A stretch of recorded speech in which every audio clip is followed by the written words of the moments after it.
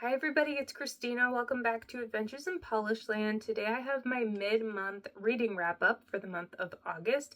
I have read 3 books this month, and I just realized before filming this video that I am at 45 books for the year, which means I have officially read more this year in 2025 than I did last year in 2024. So that is quite exciting. I'm certainly very far behind towards my goal of reading 100 books this year, but I am on track to have a really great reading year for myself, so that's very exciting.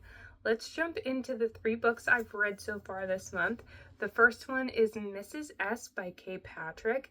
This book chronicles a 22-year-old from Australia who goes to work as a matron at an elite boarding school in the UK.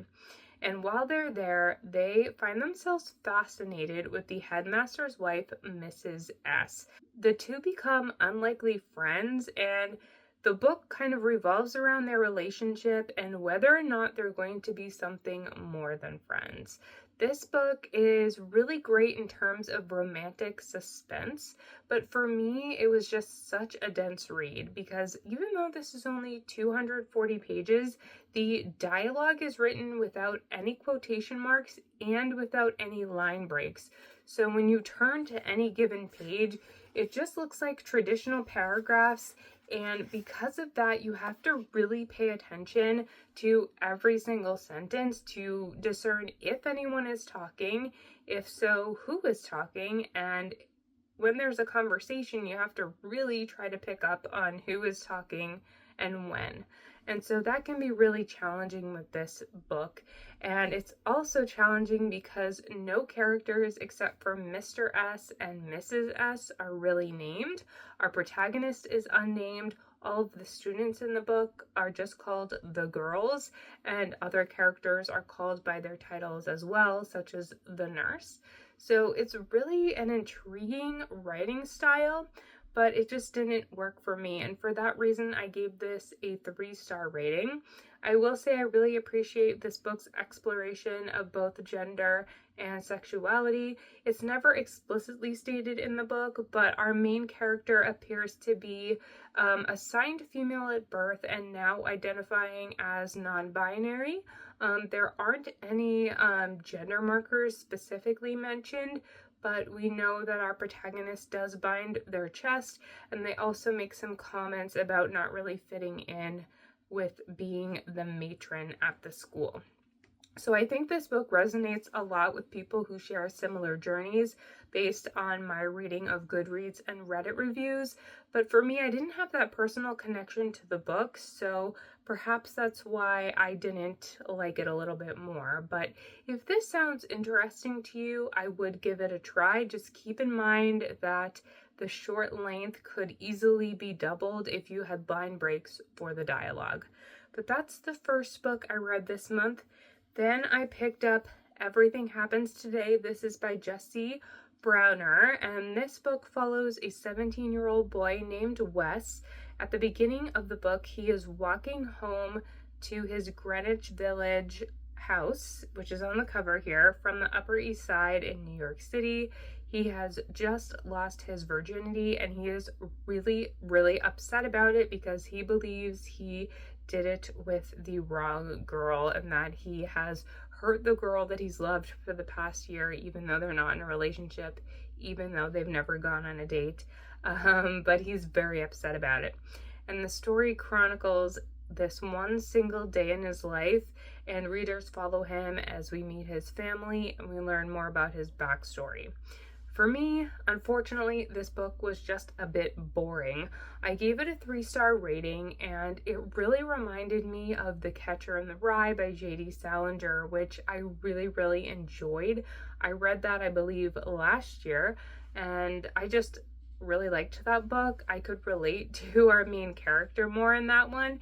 In this book, Wes is more of an unlikable character. He just doesn't really have much going for him, which sounds mean, but I appreciate what he does for his family, but he just wasn't the most interesting person, unfortunately. What I will say that I liked about this book was that Wes's mother has a terminal illness and he really helps to care for her, and those scenes with his mother are really emotional and poignant. And I do also appreciate how Wes goes on a journey within this one day in his life.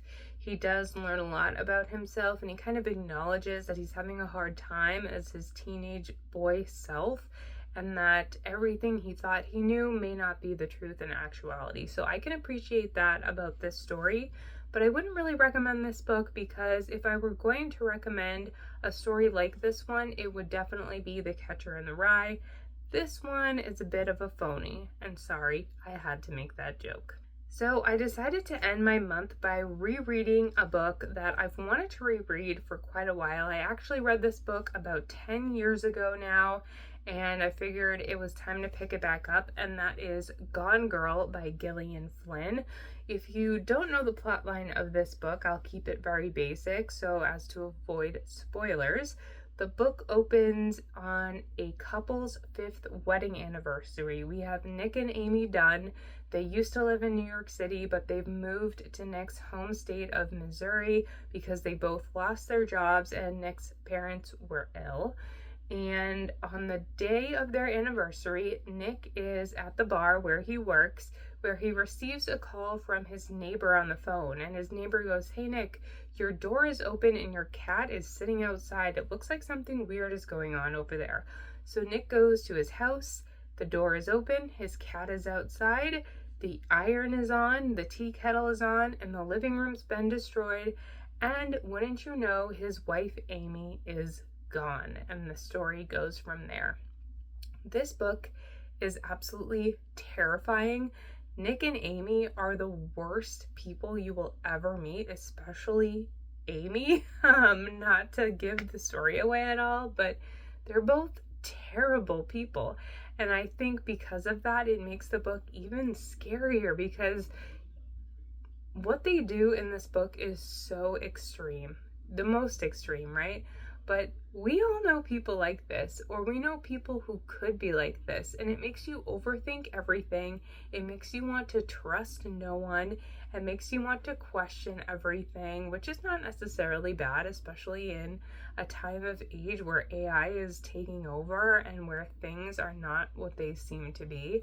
But yeah, this was a really fun reread. It's a very fast-paced, thrilling novel, obviously. It is well written though, I can appreciate that. Originally, I had given this book a full 5-star rating, but on the reread, I did knock it down to 4 stars.